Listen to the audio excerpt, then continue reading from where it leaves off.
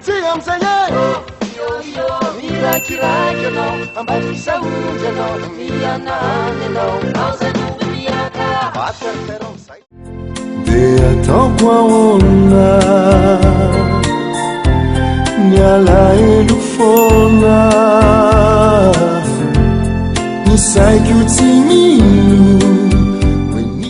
onototra tsy de mba manana sarozavatra tena zafafahianao no mafinaritra mbola fe ifireo no efa tsy mahay mihenery ka voatery ny saina efa mbadomba ho tsy ty mialona izy fianao mahay zakany fa mamae na izao ary aho fomba hitanao efa kafalatry izay isike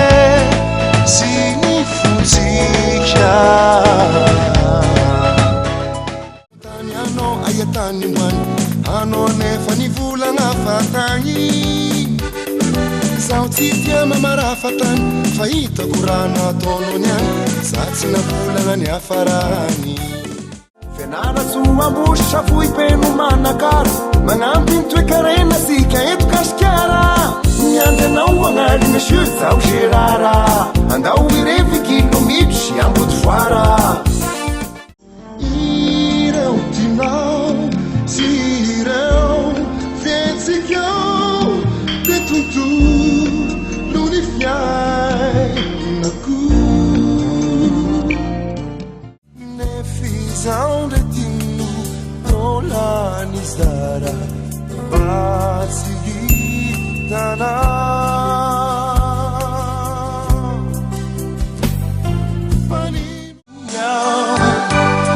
raha tsy manaitranao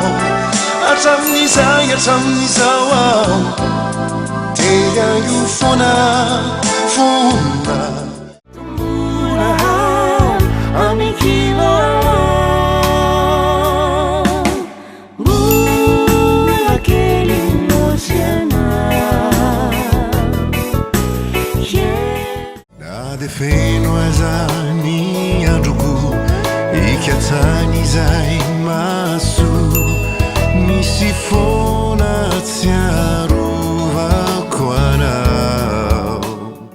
miteny dai tsy maintsy anaky ao satry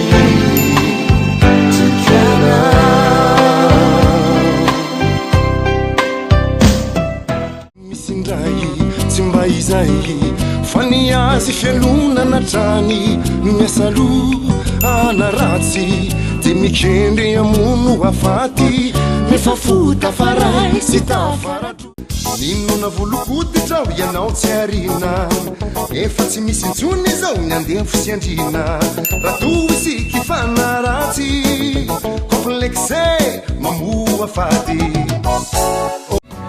tsy miatsara velatsy fady marina arikio manajery ianao indray no fanina na de tsy mba